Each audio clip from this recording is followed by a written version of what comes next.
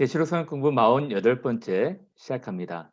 22장 적용 측면에서 세 가지를 먼저 살펴보도록 할 텐데요. 첫 번째는 예언의 말씀을 지키는 삶, 지키는 자의 복에 대해서 함께 살펴보도록 하겠습니다. 여러분, 우리는 지금 종말을 살아가고 있습니다. 종말 중에서도 제가 볼 때는 거의 끝이 아닌가 싶어요. 이 종말을 살아가는 성도들에게 요한계시록이 이제 마치면서 어떻게 살아라고 명령하고 계실까요? 종말을 사는 성도들은 어떻게 살아야 될까요? 총 7가지로 제가 적용을 하고 마칠까 하는데요. 이번 시간에는 세 가지만 다루도록 하겠습니다. 그 첫 번째는 보라 내가 속히 오리니 이 두루마리의 예언의 말씀을 지키는 자는 복이 있다라고 말씀하셨거든요. 그러므로 하나님 말씀, 예언의 말씀, 요한계시록의 말씀을 지키는 삶이 되어야 한다는 것입니다. 지키는 자의 삶을 살아야 한다는 것입니다. 여러분, 요한계시록엔 총 7가지 복이 있다고 말씀을 드렸죠. 7가지 복이 무엇이었습니까? 첫 번째는 말씀을 읽고 듣고 지키는 자가 복이 있다고 했죠. 대꾸를 이루어서 6번째가 말씀을 지키는 자가 복이 있다고 한 것입니다. 두 번째는 주 안에서 잠자는 자들이 복이 있고, 5번째는 주 안에서 부활하는 자들이 복이 있습니다. 세 번째, 네 번째는 주님 오심을 준비하고 나중에 주님 오셨을 때 그 잔치에 참여하는 자가 복이 있는 것입니다. 맨 마지막은 7번째로 회개하는 자가 복이 있다라고 말씀하신 것이죠. 그중에 지금 6번째를 살펴보고 있는데요. 말씀을 지키는 자가 복이 있다는 것입니다. 첫 번째와 다른 것은 말씀을 읽고 들었기에 이제 지켜야 하는 것이죠. 요한계시록은 요한이 반모섬에서 7통의 편지를 쓴 것이 아니잖아요. 아마 한 통의 편지를 썼을 것입니다. 이 한 통은 에베소, 서머나, 버가모, 두아디라, 타데, 빌라델비아, 라오디게아 이 교회 회람이 되었을 거예요. 읽는 자는 한 명이었을 것입니다. 듣는 자들이 많았겠죠. 그리고 그 들은 말씀을 지키라고 하는 것입니다. 이 말씀을 지키는 자가 복이 있다는 것이죠. 그럼 여기서 지키는 자가 복이 있다고 했는데 지킨다는 것이 무슨 뜻일까요? 지킨다는 것은 히브리어, 헬라어로 샤마르테로라는 말씀인데요. 단지 그냥 보존하다는 뜻이 아닙니다. 말씀을 마음에 두고 그 말씀대로 살아가고 말씀에 귀를 기울이고 세밀하게 주의하면서 그것을 돌보는 것입니다. 먼저는 아브라함이 그랬죠. 아브라함이 하나님 말씀을 주의를 기울이면서 그 명령과 계명과 윤리와 법들을 지키면서 행했던 것입니다. 모세를 살펴볼까요? 나를 사랑하고 내 계명을 지키는 자는 천대까지 은혜를 베푼다고 말씀하셨습니다. 하나님 말씀, 주가 주신 계명, 윤례 법들을 지키는 것입니다. 예수님도 똑같이 말씀하셨죠. 너희가 나를 사랑하면 나의 계명을 지킬 것이다. 나의 계명을 지키는 자라야 나를 사랑하는 자다라고 말씀하신 것입니다. 즉 예배하고 찬양하고 그렇게 보이는 것이 아니라 하나님 말씀을 마음에 두고 그대로 따라 행하는 귀를 기울이며 세밀하게 주의를 살피면서 그대로 삶을 살아내는 그 삶이 하나님의 계명을 지키는 두루마리 예언의 말씀을 지키는 삶이라는 것이죠. 예수님의 삶을 보십시오. 예수님의 삶은 하나님 말씀 그의 뜻을 지키는 삶이었던 것입니다. 이것을 사도 바울도 말합니다. 나는 선한 싸움 싸우고 나의 달려갈 길을 마치고 믿음을 지켰다는 것입니다. 얼마나 힘들고 얼마나 어려운 일들이 많았겠습니까? 40에 하나 감암매를 맞고 자지도 못하고 먹지도 못하고 여러 번 죽을 뻔한 고생을 하였지만 그는 요동하거나 흔들리거나 방랑유리 방황하지 않았습니다. 그 자기에게 주어진 길들을 잘 지키면서 걸어갔던 것이죠. 그러한 삶을 살라고 말씀하시는 것입니다. 요한 사도도 말합니다. 우리가 그의 계명을 지키면 우리가 비로소 그를 아는 줄을 알 것이요. 그의 계명을 지키지 않은 사람들은 믿는다고 말하면서 예배한다고 말하면서 거짓말하는 사람으로 된다는 것입니다. 말씀을 지키는 자는 하나님의 사랑이 그 속에 거하지만 말씀을 지키지 않는 사람은 빈 껍데기처럼 살아가는 것이죠. 그리스도인이라는 명찰만 달고 살아가는 교인에 불과한 것입니다. 지키는 것은 예수님께서 행하신 것처럼 우리도 행하는 것이죠. 즉 성도는 말씀을 마음에 두고 그것에 귀를 기울이면서 그것을 지켜내는 사람들인 것입니다. 여러분들의 삶을 돌아보십시오. 여러분들은 말씀을 지키는 자들이십니까? 구약과 신약의 많은 사람들이 하나님 말씀을 지키며 살아갔습니다. 다니엘과 또 에스더와 여러 선지자들과 이분들이 하나님 말씀을 마음에 두고 주의를 기울이면서 그 말씀대로 행하며 뜻을 정하며 살았던 것이죠. 세상은 화려하고 세상은 물질주의, 성공주의, 출세주의, 속물근성으로 살아가는 나라였지만 하나님 나라의 백성들은 이 세대를 본받지 않고 말씀에 마음을 두고 지켜내는 사람들이었던 것입니다. 그러면 우리가 하나님 말씀을 왜 지켜야 할까요? 지키는 자에게 왜 복이 있을까요? 이 말씀은 신실하고 참되기 때문입니다. 믿을 만한 가치가 있는 영원한 진리의 말씀이기 때문에 그렇습니다. 말씀은 다음과 같이 말합니다. 여호와의 말씀은 순결하여 흙 도가니에 7번 단련한 은 같도다. 불순물이 섞이지 않은 선명한 말씀이라는 것이죠. 여러분 잘 아는 말씀입니다. 풀은 마르고 꽃은 시드나 화려하고 아름다워 보였던 것 다 지나갑니다. 다 노쇠합니다. 그러나 하나님 말씀은 영원할 것이기 때문에 우리가 이 말씀을 지켜야 되고 지키는 자에게 복이 있는 것입니다. 천지는 없어질지언정 하나님 말씀은 없어지지 않을 것입니다. 주의 말씀은 썩지 아니할 세세토록 항상 있는 말씀인 것이죠. 또 우리가 이 말씀을 지켜야 되는 이유가 무엇입니까? 하나님의 열심 때문에 그렇습니다. 하나님께서 그의 종들에게 반드시 속히 되어질 일들을 보이시려고 천사를 보내셨기에 우리에게 이 진리의 말씀을 전해주시는 하나님의 열심, 하나님, 예수님, 성령님 이 세 분이 우리에게 계속해서 그 말씀을 선지자들을 통해서 부지런히 가르쳐 주셨기 때문에 그렇습니다.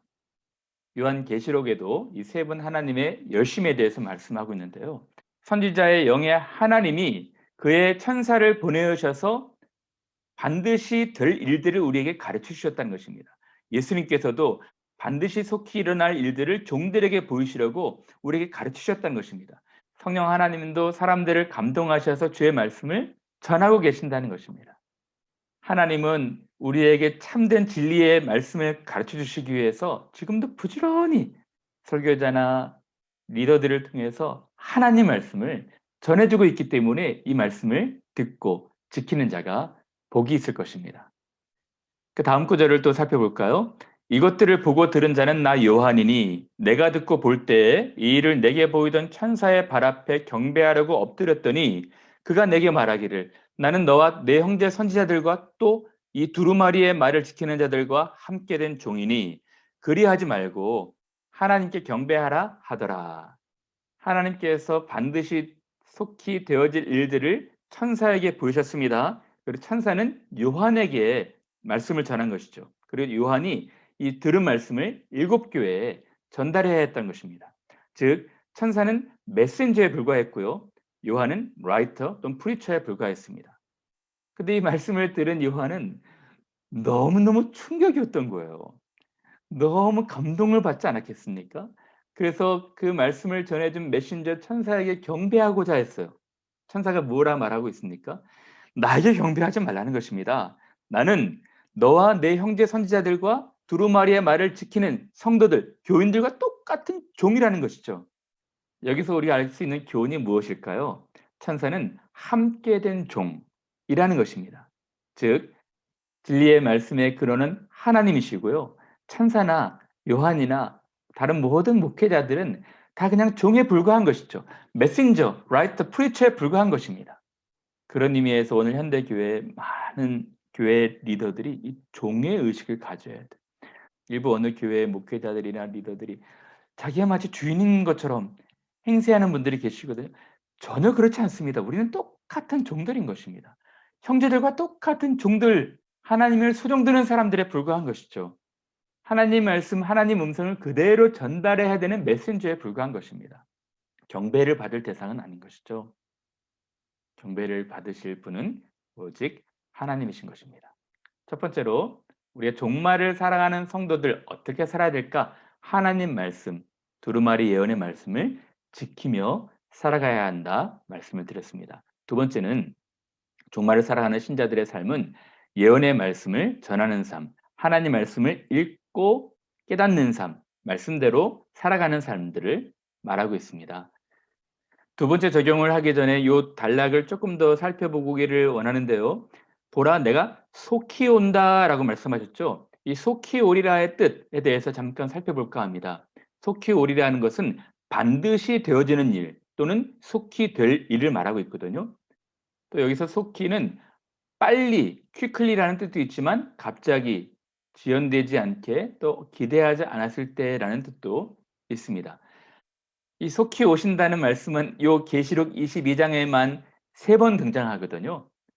예수께서 3번 반복해서 강조하며 말씀하신 것이고요. 또 그 앞뒤에 반드시 속히 되어질 일도 있고요. 뒤에 예언의 말씀을 임봉하지 말라, 때가 가깝다라고 하시는 말씀도 있습니다. 사도 요한은 천사를 통해서 예언의 말씀을 듣고 있죠. 그러나 앞선 선지자들, 많은 선지자들이 이 예언의 말씀을 들었습니다. 요한이 살았던 한 600여 년 전에 다니엘이라는 선지자가 있었죠. 다니엘도 하나님 말씀을 들었습니다. 은밀한 것을 나타내실 이는 하늘에 계신 하나님이시라. 그가 느부갓네살 왕에게 후일에 될 일을 알게 하셨나이다. 그래서 후일에 될 일이 무엇이었겠습니까? 장차 올 일인 것이죠. 그것은 메시아의 나라, 영원한 나라가 온다는 것입니다. 메시아가 성육신하시고 그가 그의 사역을 이루시고 그리고 부활하시고 승천하시는 이 말씀들을 선지자들을 통해서 말씀하신 것이죠. 메시아가 오시면 이러한 일들이 있게 될 것이라, 영원한 나라에 대해서 말씀하신 것입니다. 여기서 다니엘이 후일에 될 일들은 요한 전에 이미 모두 성취가 되었습니다. 예수께서 오시고 고난 받으시고 죽으시고 부활하시고 승천하셨죠. 그리고 남은 것은 이제 예수께서 다시 오시는 것밖에 없는 것입니다. 다니엘이 예언했던 이 세상 나라와 하나님의 나라가 전쟁 중이고 이 전쟁이 마지막 날 완성될 것을 요한이 지금 예언하고 있는 것입니다. 그런 의미에서 이 나라 반드시 올 것이고 속히 기대하지 않을 때에 오게 된다는 것입니다. 요한은 계시록을 쓰고 있지만 이 앞선 선지자들의 일들을 보면서 앞선 선지자들의 예언이 이미 시작이 되었고 성취가 많이 되었고 이제 완성으로 나아가고 있다는 것을 지금 말씀하고 있었던 것입니다. 그런데 여기서 흥미로운 것은 다니엘은 이 말씀을 듣고도 이 말씀이 무엇을 의미하는지 잘 깨닫지 못했어요. 근데 다니엘에게 예언하는 이가 마지막 때까지 간수하고 이 말씀을 봉함, 임봉하라라고 명령하고 있습니다. 왜 그랬을까요? 이것은 예언이 성취하게 되기 전에 이 말씀은 이해하기 어려운 것입니다. 그리고 미래 세대가 잘 읽을 수 있도록 안전하게, 완전하게 잘 보관해 놓으라는 것이죠. 그러나 요한에겐 다른 말씀을 하십니다. 또 내게 말하되 이 두루마리 예언의 말씀을 봉함하지 말라, 임봉하지 말라. Do not seal up. 닫아놓고 봉함하지 말라는 것입니다. 그 이유가 무엇이겠습니까? 때가 가깝기 때문에 그렇다는 것입니다. 요한의 환상들은 지금 진행되고 있고 성취의 때가 가까우고 있기 때문에 교회가, 교인들이 모두 보도록 공개해야 한다는 것입니다. 이 말씀을 닫아놓지 말라는 것입니다. 그런 의미에서 우리가 두 번째 적용을 해보자면 종말의 성도들 어떻게 살아야 될까요? 하나님 말씀을 펴고 읽으라는 것입니다. 하나님 말씀이 닫힌 책이 되어서는 안 됩니다. 때가 가까울수록 이 말씀을 가까이 두고 이 말씀을 잘 이해하고 말씀을 잘 소화해내고 말씀대로 살아야 되고 그 말씀을 전해야 하는 것입니다. 요 임봉하지 말라에 대해서 조금 더 자세하게 살펴보고 싶은데요. 여러분 잘 아는 구절일 것입니다. 요한계시록 앞에서 살펴보았던 내용인데요.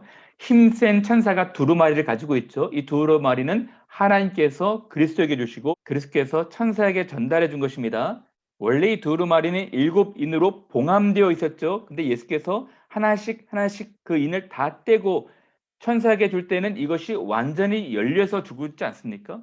이 열린 두루마리 책, 이 열린 두루마리 책을 힘센 천사가 요한에게 건네준 것입니다. 그리고 다음과 같이 말씀하는 것이죠.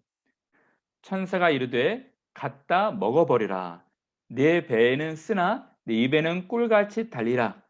원래는 이것이 7인으로 봉하였지만 이제 오픈이 되었고 개방이 된 뒤에 천사가 갖다 먹어버려라. 이 갖다 먹어버렸을 때 이 배에서는 쓰나 입에서는 꿀같이 달 것이다 라고 말했죠. 하나님 말씀의 달콤함이지만 이 말씀대로 실제 삶을 살아갈 때 1세기 교회 교인들처럼 힘들고 어렵고 고단하고 목숨도 잃을 수 있는 그런 쓰디쓴 고난도 있을 수 있다는 것이죠. 그러므로 여기에서의 뜻은 꿀같이 달긴 하지만 입에서 쓴 것은 하나님 말씀을 이해하고 이해한 그 말씀대로 살아내라는 것입니다. 여러분 크리스찬 되면서 교인 되면서 늘 장밋빛 인생을 살아가는 것이 아닙니다. 우리는 평탄한 길을 갈 수 있지만 험한 계곡의 길을 갈 수도 있고 눈물 골짜기를 갈 수도 있는 것입니다. 예수께서 말씀하신 것처럼 자기를 부인하고 십자가를 지는 십자가의 길을 갈 수도 있는 것이죠. 하나님 나라에 들어갈 때까지 많은 혼란의 길도 있을 수가 있는 것입니다. 그러기에 우리가 하나님 말씀을 가까이 두고 이 말씀을 읽고 또 읽고 또 읽으면서 살아가야 되는 것이고요. 또 하나는 이 예언의 말씀을 전해야 되는 것입니다. 우리가 늘 말씀을 펴고 읽고 깨달은 것 우리만 갖는 것이 아니라 백성과 나라와 방언과 임금 사방의 사람들에게 주변의 사람들에게 전해야 되는 삶도 있는 것이죠. 즉 임봉하지 말라는 것은 때가 가까울 때 하나님 말씀을 읽고 듣는 것도 전하는 삶을 살라는 것입니다. 그럼 이제 종말의 성도들 어떻게 살아야 될지 세 번째로 적용해 보도록 하겠습니다. 거룩을 유지하는 삶을 살라는 것입니다. 말씀에 불의를 행하는 자는 그대로 불의를 행하고 더러운 자는 그대로 더럽고 의로운 자는 그대로 의를 행하고 거룩한 자는 그대로 거룩하게 하라. 여기서 continue 즉 세상은 시끄럽고 전쟁의 소문도 늘어가고 난리와 난리의 소문이 있고 팬데믹 현상이나 여러 특이한 현상들이 있다 할지라도 우리가 살아가는 삶 그대로 유지하며 살라는 것입니다. 영어로 보면 조금 더 정확하게 해석이 될 수가 있을 텐데요. 잘못을 행하며 살아가는 사람들, 불의를 행하는 사람들 그대로 둬라. 그대로 행하게 하라. 악한 사람들, 더러운 사람들 그대로 놔둬라. 그리고 옳은 일을 행하는 사람들 그대로 행하게 하고 거룩한 삶을 살아가는 사람들 그대로 거룩한 삶을 살게 하라는 것입니다. 그런데 여러분 여기서 다음과 같은 질문이 생길 수 있는데요. 너무 매정한 말씀이 아닌가? 라는 질문이 생기지 않겠습니까? 하나님은 한 영혼도 구원받기를 바라시는 분이신데 불을 행하는 사람, 더러운 사람 구원해낼 수 있도록 찾아가서 복음을 전하고 설득하고 강권해야 되는데 왜 이렇게 말씀하실까? 왜 그냥 두라고 말씀하실까? 궁금하지 않습니까? 이 말씀의 뜻은 최선을 다해서 복음을 전하는 것입니다. 그러나 끝까지 고집스럽고 회개치 않았을 때 너무 낙심하지 말라는 것입니다. 그들이 변함이 없다고 너무 낙심하지 말라는 것이죠. 여기서 우리가 조금 더 살펴봐야 될 것은 예수님의 전도 방법이었습니다. 예수께서 이제 70인 제자를 파송하시면서 또 많은 사람들에게 전도를 말씀하시면서 어느 고을에 가든지 복음을 전하라고 말씀하고 있죠. 그러나 너희를 영접하지 아니하고 너희 말을 듣지도 아니하거든 거기서 나갈 때 발 아래 먼지를 떨어버려 그들에게 증거를 삼으라 하시니 이 말씀은 또 무엇일까요? 이것은 유대 문화를 알아야지 또 좋을 것 같은데요. 유대인들은 이 샌들 같은 것들을 싣고 다니지 않습니까? 그래서 외부에 갔다 오게 되면은 이 발에 먼지가 많이 묻게 되죠. 특히 유대인들은 이방 땅을 가고 나서 올 때에도 발에서 먼지를 떨어버렸다는 그런 의식이 있습니다. 일종의 정결법이죠. 최선을 다해서 복음을 전하고 전했을지라도 반응이나 변화가 없을 수 있지 않습니까? 낙심하지 말라는 것입니다. 하나님께 맡기라는 것이죠. 그리고 우리를 정결케 하라는 것입니다. 우리는 우리대로 영향받지 아니하고 흔들리지 않고 그대로 삶들을 살아가라고 말씀하고 있는 것이죠. 바울도 이런 정결법을 행했죠. 유대인들이 경건한 교부인들과 그 신내 유력자들을 선동하여 바울과 바나바를 박해하게 하여 그 지역에서 쫓아내니 두 사람이 그들을 향하여 발에 띠끌을 떨어버렸다라고 말씀하고 있지 않습니까? 최선을 다하고 결과는 하나님께 맡겨야 하는 것입니다. 우리가 구원을 하는 것이 아닙니다. 우리는 전도하는 것입니다. 구원은 하나님이 하시는 것이죠. 그리고 조금 더 생각해 보면 전도할 때에도 우리가 이 전도의 대상에 대해서 조금 더 예의주시하면서 지혜롭게 해야 될 필요도 있는 것입니다. 그런 의미에서 여러분 마태복음 7장 잘 아시죠? 마태복음 7 장에는 "비판을 받지 아니하려거든 비판하지 말라."라고 말씀하고 있습니다. 우리 속에 들보가 있는데 남의 눈에서 티를 빼려고 하는, 남을 저지하거나 정죄하거나 판단하지 말라는 것이죠. 그런데 그다음 구절에 좀 흥미로운 구절이 나옵니다. 바로 6 절에 어떤 말씀이 나오냐면 "거룩한 것을 계획해 주지 말며 너희 진주를 돼지 앞에 던지지 말라. 그들이 그것을 발로 밟고 돌이켜 너희를 찢어 상하게 할까 염려하라." 이 말씀은 또 무엇일까요? 앞절에는 "비판하지 말아라. 누구도 판단하지 말아라." 말씀하셨으면서 그다음 절에 "거룩한 것을 계획해 주지 말고 진주를 돼지 앞에 던지지 말라." 누가 개이고 누가 돼지인지 판단해야 되는 것 아니겠습니까? 살펴봐야 되는 것 아닌가요? 두 구절은 충돌하는 듯하게 보이지 않습니까? 그러나 그 뜻이 아닌 것입니다. 앞절에서는 judge, 정죄하지 말라는 것입니다. 재판하지 말라는 것이죠. 하나님만이 올바른 재판장, 심판장이 되신다는 것입니다. 그러나 우리가 복음을 전할 때는 조금 더 지혜로울 필요가 있다는 것입니다. 심령이 가난한 사람이 복음을 받아들이거든요. 그러나 심령이 부유한 사람들, 이 복음을 회방할 마음이 있는 사람들, 악의를 가지고 복음을 공격하는 사람들, 이 사람들은 조금 피할 필요가 있다는 것입니다. 복음이 지혜롭지 못하게 전해졌을 때 오히려 이 복음이 큰 회방을 받을 수가 있기 때문에 그렇습니다. 그래서 거룩한 것과 진주는 복음이겠죠. 악하고 고집스러운 마음에 복음이 들어가지 않는 것입니다. 하나님께 기도해야죠. 그 마음이 부드러워질 수 있도록 기도해야 되는 것입니다. 한 가지 예를 들어볼까 합니다. 모세와 바로입니다. 많은 분들이 질문하는데요. 하나님께서 바로의 마음을 강팍해 하사, 어떻게 하나님께서 바로의 마음을 닫게 하시고 그 뒤에 재앙을 내리실 수 있는가라고 질문하는 분들이 있습니다. 하나님이 오히려 죄를 행하신 것 아닌가라고 말씀하시는 분들이 있는데요. 전혀 그렇지 않습니다. 본문을 자세히 보시면 바로는 하나님이 여러 사인을 주시고 여러 말씀을 하시는데도 마음을 완강하게 하고 듣지 않았습니다. 저렇게 본문을 보시면 첫 번째 이적을 행하셨을 때 바로가 관념치 아니하고, 두 번째 마음을 완강케 하고, 세 번째 마음도 강팍하게 하고, 네 번째 이때도 마음을 완강하게 하고, 다섯 번째 바로의 마음이 완강하였다 표현하고 있는 것입니다. 그리고 여섯 번째 바로의 마음을 강팍해 하셨다라고 말씀하고 계시거든요. 이 바로의 마음을 강팍하게 하셨다는 것은 신인 동용론적인 표현인데 이런 것입니다. 하나님께서 은혜를 계속 베푸시는 거예요. 베푸시고 베푸시고 베푸시는데 끝까지 고집스럽고 회개치 아니한 마음으로 거절하면 하나님께서 그 베푸시는 은혜를 거두시는 것입니다. 그럴 때 사람들의 마음이 강팍하게 되는 것입니다. 예를 든다면 이런 것이죠. 연날리기 아시죠? 연날릴 때 이 주인이 연을 띄우지 않습니까? 근데 연은 이 실을 떠나서 자유롭게 막 돌아다니고 싶어 해요. 이 주인은 이 실로 계속 연을 지탱하고 있습니다. 근데 연이 너무 완강하게 고집을 부리기에 이 줄을 놓았을 때 연은 순간적으로 날아다니다가 곤두박질 치지 않습니까? 그것입니다. 하나님께서는 모든 인생들에게 은혜를 베푸고 계셔요. 은혜를 베푸시고 베푸시고 베푸시고 또 베푸시는 것입니다. 그러나 끝까지 고집스럽고 회개치 않을 때 하나님께서 내버려 두시는 것입니다.